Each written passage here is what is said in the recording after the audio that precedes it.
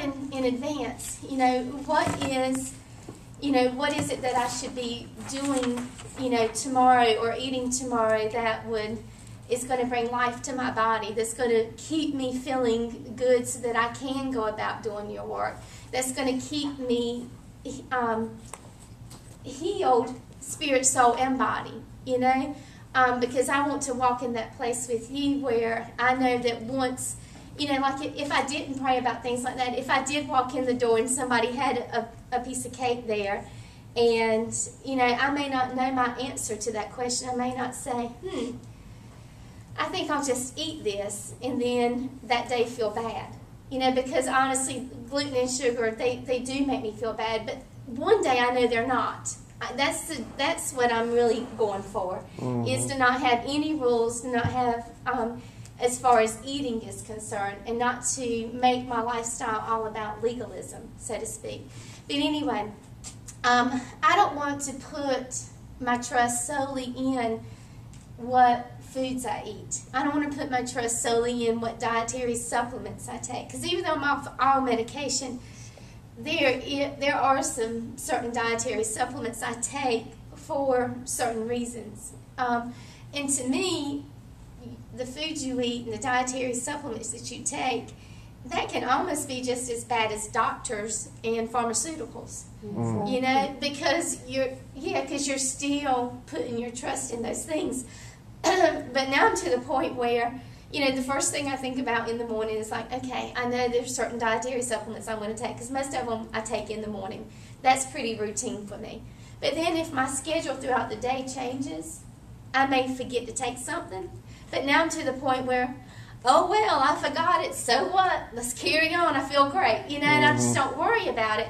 But I know at one point I am aiming for that point in my life where I can just get up, feel great, don't worry about taking anything, just go about doing the Lord's work and not worry about, what did I eat that day or what dietary supplements I was taking. Look at 1 Samuel 15, verse 22.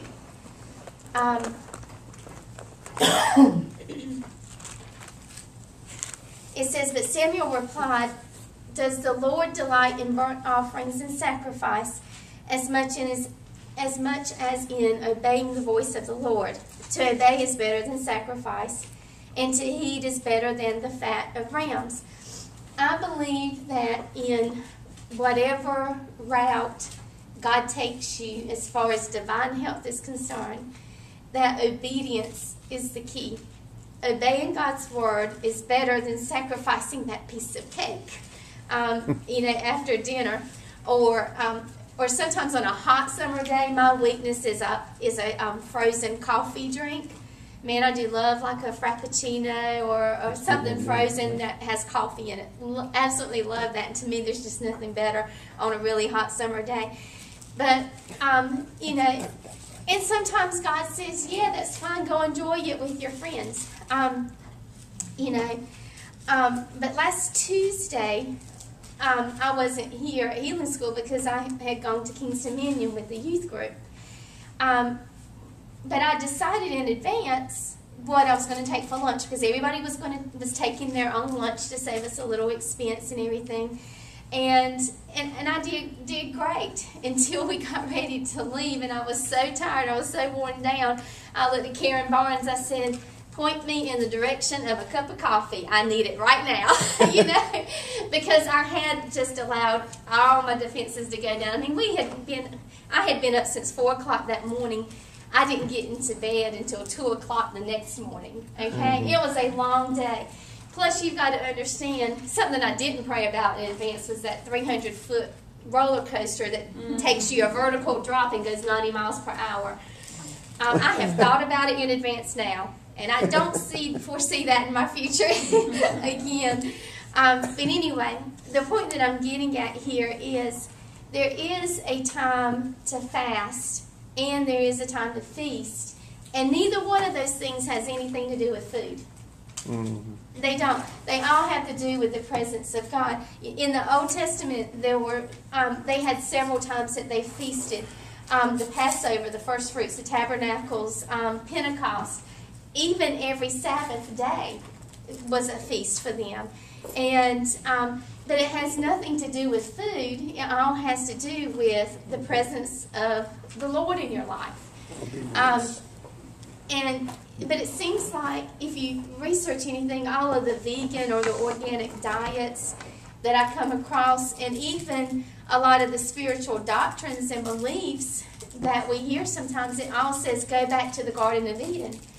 And I'm like, great, fine, I agree with that. Let's go back to the Garden of Eden, because in the Garden of Eden, God still required intimate fellowship with Him, and He still required obedience.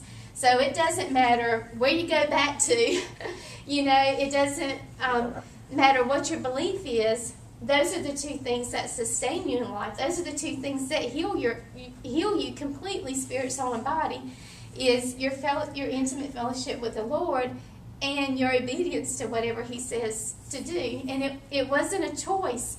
It was a command. It wasn't a rule, in other words. God didn't tell Adam, eat of this tree, don't eat of that tree, as far as giving him a rule. I mean, that was a command. He was like, this is the way you show your love toward me, is that you walk in obedience toward me.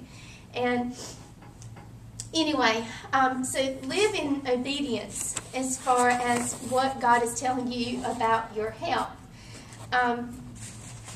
For me, I know what God has said, or I feel like I know what God has said. And it works for me. And again, it's not a formula, because every day I'm praying, Lord, if you want me to go enjoy a piece of cake and a cup of coffee with Randy, so that we can finally get him saved and into your kingdom, then yes, I'm there. Randy's saved. I'm just kidding. But you know what I'm saying? Sometimes... sometimes we let what we think our own belief system is, we let it get in the way of ministering to our own friends and family. And, where's your accountability as far as, did you hold yourself accountable to allowing the Spirit of the Lord to work in that person's life? Or did you let your rules hinder you from, opening up that door and working in that person and letting God work in that person's life?